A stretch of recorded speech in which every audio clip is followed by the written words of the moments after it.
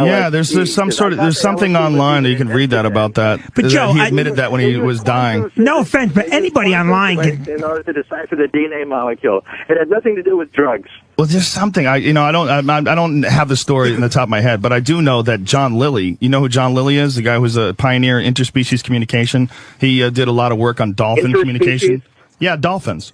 He was a guy who did a lot of work with dolphins, dolphin communication, deciphering dolphin communication, and he was a big fan of acid. And he said that he used to. Dr. Doolittle? He's John Lilly. That's the point, right? If you're on acid, you can speak to anything you want. You can speak to the chair if you want. Now we're talking. Chair. Maybe the chair is no way. Not now, not ever. But you're such a fascinating guy, and you're so intelligent, and I'm a huge fan of your work, and I love watching your specials. I would love to get you high on mushrooms. Okay, so anyway, like I said, I'm a physicist. I like to be as clear as possible, discovering the secrets of the universe. Well, let's let the good doctor go. Yes. He's in the middle of filming his show. So. When can we see the show? It's coming out in winter. Right now we're talking about colonizing the galaxy. We have a whole program about what it would take to terraform Mars, what it would take to leave the Earth and leave the solar system and begin the colonization process of the Milky Way galaxy. Of course, centuries from now.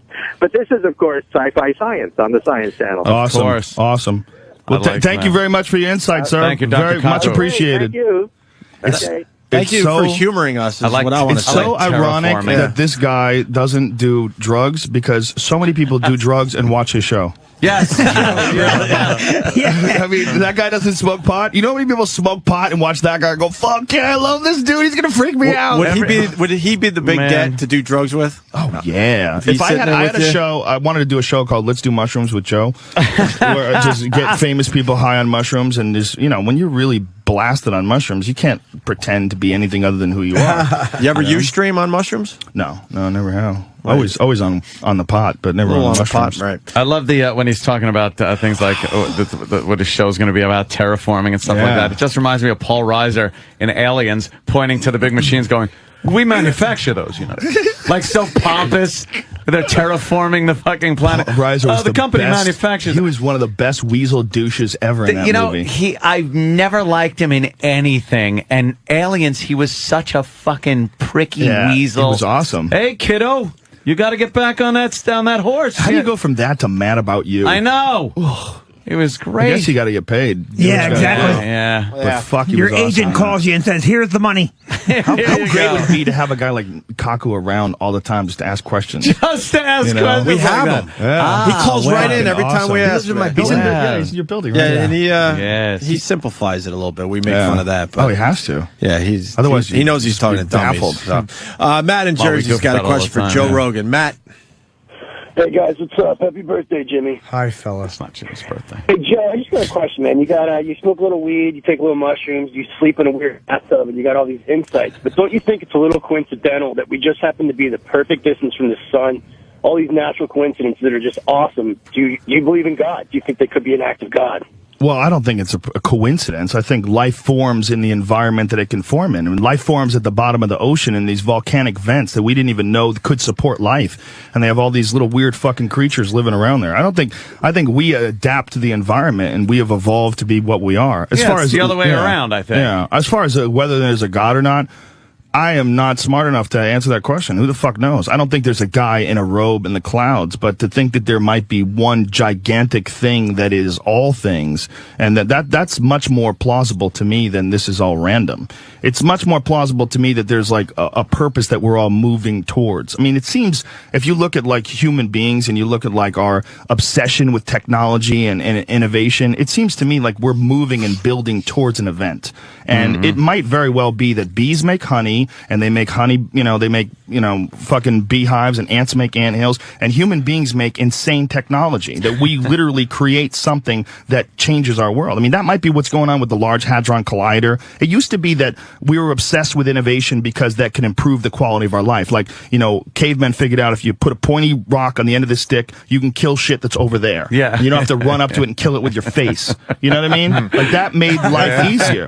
Well, it might get to a certain point in time where, I mean, where we're at right now, the things that they're working on right now, the peak of science, has nothing to do. It's not going to trickle down. Particle physics and smashing atoms, that's not going to trickle down to your fucking cell phone. Like they're working on some shit right now with the Large Hadron Collider and the experiments with time travel and stuff they're doing right now. Yeah. They're working on some shit that is just so beyond helping us. It's just, what can we do? Can I press this button? Can what we happens when I bend do this? some space? When they first blew up the first atomic bomb, there was a very real concern that it might kill the entire Earth because it would start a chain reaction that would blow up and it would eat up the entire atmosphere of the planet and kill everybody. And they said, well, what's about But we had to give it a whirl anyway. I think that we... Try it on the Japs. I think we have this obsession. The reason why we have this obsession with technological innovation, and even the reason why we have an obsession with material items and new things, I think it's because we're supporting what the human organism as one gigantic superorganism is doing. It's almost instinctual in us that we have to build things and make things, technology.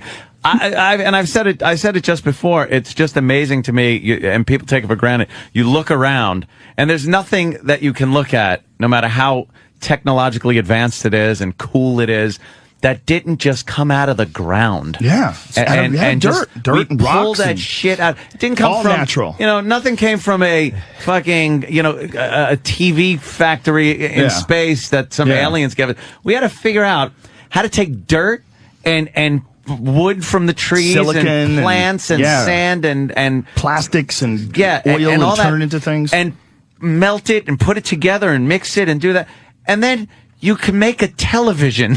Yeah, how about you can make a fucking thing that you can shoot into the sky and it can take pictures of planets fucking millions of miles away flying through the solar system. See, that to me is amazing. I get amazed at my Easy Pass. I'm amazed at all of it.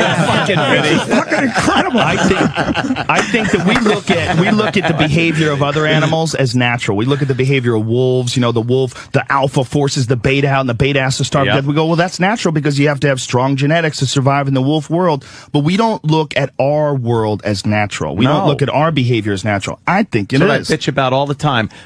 People try to put us so far above the animal world. We're just another fucking thing that's occupying space on the planet at this moment. We're dressing it up. That's why we are the animal world. We're changing it. Yeah. I think that our behavior is natural, and that our lust and our obsession with material possessions and our obsession with technological innovation is completely natural. It's not all natural. You've been to Camden, New Jersey? It's not natural. That's natural too. You ever been to the Congo? That's going back to the animal kingdom. That's natural too. Some crazy shit going on there, my exactly. friend. I like that thought, too. Yeah, I was born in Newark. A lot of people saying you held your own with Dr. Kaku, so congratulations. Of course. Oh, there's no held my own. You held your own, brother. Just asked him questions. But the picture of the solar system, he's completely wrong. It's not like to say Rogan. that they're... I don't think he saw it, though. Yeah, he hasn't seen it. Fairness. If he did see it, you would see it's a fucking sun. Can we see it now? Joe, where do you see it? Yeah, put it up. Dr. Steve hates Dr. Kaku. Somebody find it. Look up. Someone look up Sumer, S-U-M-E-R.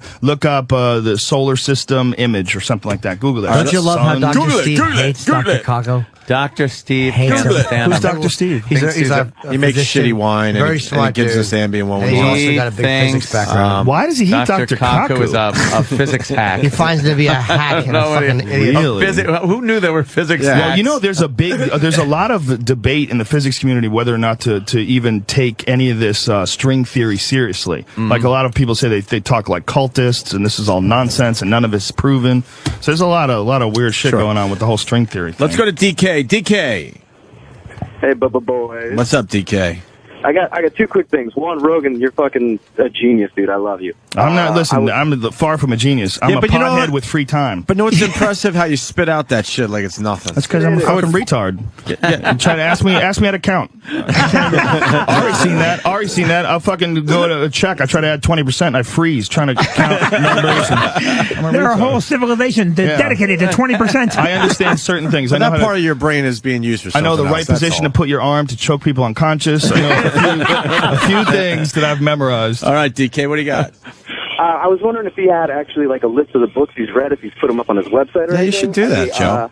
Well, the other one is all that shit about mushrooms. All that stuff is all Terence McKenna's theory, and there's a bunch of really good ones. The best one I think is Food of the Gods. But any of the old Terence McKenna books, The Invisible Landscape, there's a bunch of different books by McKenna that are all. McKenna was a genius who spent his entire life doing mushrooms and studying psychedelics and studying the idea that psychedelic drugs are literally agents of evolution, that they help you evolve, and that they are the reason why human beings have evolved from lower animals. Joe, is there any part of you that thinks that maybe this guy's just fucking crazy? No.